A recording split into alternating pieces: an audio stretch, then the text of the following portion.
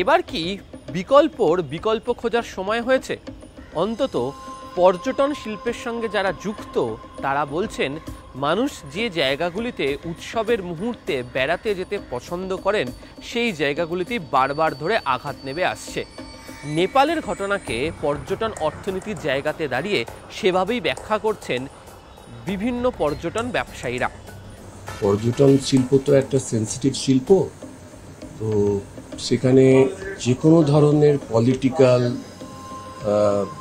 Disturbance বা natural calamity এ সমস্ত যে ঘটনাগুলো ঘটলেই তার একটা এফেক্ট পড়ে ট্যুরিজমের উপর। আপনারা জানেন যে বহু মানুষ রয়েছেন তারা নেপালে বেড়াতে যান, কাঠমান্ডুতে যান, পশুপতির মন্দিরে যেতে পছন্দ করেন বহু মানুষজন। এবং নেপালের সঙ্গে এই পর্যটন অর্থনীতির ক্ষেত্রে দাঁড়িয়ে আমাদের দেশের, আমাদের রাজ্যের বহু দিনের একটি সম্পর্ক রয়েছে এবং সেই সম্পর্কের ক্ষেত্রে চর্চায় বরাবরের জন্য থাকে যে কত শতাংশ মানুষ ভালোবেসে নেপাল যেতে পারলেন। তবে নেপালের যে বর্তমান পরিস্থিতি, রাজনৈতিক যে সামাজিক যে পরিস্থিতি যে জায়গা তৈরি হয়ে রয়েছে তার উপর ভিত্তি করে দাঁড়িয়ে নেপালের পর্যটন অর্থনীতি অনেকটাই সমস্যার সম্মুখীন হতে শুরু করেছে। বিশেষ করে আজকে যে ঘটনাটি ঘটেছে তার প্রেক্ষিতে দাঁড়িয়ে অনেকে বলতে শুরু করে দিয়েছেন আদৌ নেপালে বেড়াতে যাওয়া কি সুখকর হবে। ইতিমধ্যে যে খবর পাওয়া যাচ্ছে সেই খবর অনুযায়ী কাঠমান্ডু, পোখরার মতো জায়গা যেখানে মানুষ বেড়াতে যান বা যে সমস্ত পর্যটকরা নেপালে যান তারা এই সমস্ত জায়গাতেই বেশি যান, সেখানে ইতিমধ্যেই কারফিউ ঘোষণা করা হয়েছে। একাধিক জনের মৃত্যুর খবর এসেছে, রাজপথে মৃতদেহ পড়ে রয়েছে, বিভিন্ন জায়গাতে বিক্ষোভ চালানো হচ্ছে, সেনাবাহিনীকে সশস্ত্র ভূমিকা দেখতে পাওয়া যাচ্ছে, কড়া হাতে তারা সেই বিক্ষোভ পরিস্থিতি সামাল দেওয়ার চেষ্টা করছে। এবং সব মিলিয়ে এর যে আঁচ আসতে শুরু করেছে তাতে নেপালের সঙ্গে প্রধান যে পর্যটন অর্থনীতির সম্পর্ক তা অনেকটাই নষ্ট হতে বসেছে। শহরের একাধিক জায়গার যারা পর্যটন ব্যবসার সঙ্গে যুক্ত তারা বলছেন যে যেহেতু পাঞ্জাব থেকে শুরু করে জম্মু পর্যন্ত বা এদিকে হচ্ছে সিকিমের বিভিন্ন জায়গাতে যেভাবে ধস নামার ঘটনা, বন্যার ঘটনা, তাতে অনেকেরই বেড়াতে যাওয়ার জন্য প্রথম পছন্দের যে সমস্ত জায়গাগুলি রয়েছে সেগুলো বাতিল হতে শুরু করেছে, ফলে পুজোর মুহূর্তে সেখানে যাওয়া সম্ভব নয়।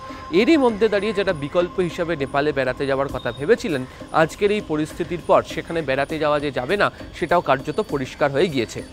যে কোনো রকমের সামাজিক অস্থিরতা যেটা প্রথম যে জায়গাটাকে প্রভাবিত করে সেটা পর্যটন।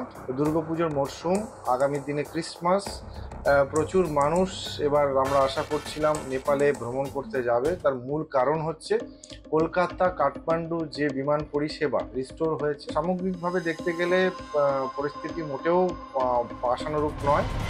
এর সঙ্গে অপর একটি বিষয় খুব গুরুত্বপূর্ণ, কলকাতা থেকে দীর্ঘদিন বাদে ফের বুদ্ধ এয়ারলাইন্সের তরফ থেকে সরাসরি কাঠমান্ডু পর্যন্ত বিমান পরিষেবা চালু করার কথা বলা হয়েছিল এবং তারা যে সমীক্ষা রিপোর্ট প্রকাশ করেছিল সেখানে তারা উল্লেখ করেছিল যে যাত্রী আসা যাওয়া উভয় দিকেই হবে এবং পর্যটনের এই মরশুমে, উৎসবের এই মরশুমে যথেষ্ট সংখ্যক যাত্রী থাকবেন, ফলে তারা সেটাতে লাভবান হবে।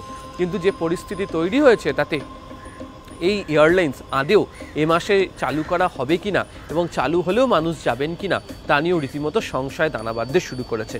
ফলে গোটা বিশ্বের ক্ষেত্রে অন্তত ভারতের সাথে যে সমস্ত জায়গাগুলিতে অত্যন্ত সহজে, যাকে আমরা বলি হোমলি অ্যাটমসফিয়ারে মানুষ পৌঁছে যেতে চান, বেড়াতে যেতে চান, পর্যটন অর্থনীতির সঙ্গে যা সাযুজ্য পারস্পরিক সংযোগ থাকে সেখানেই বারবার ধরে বাধা আসছে।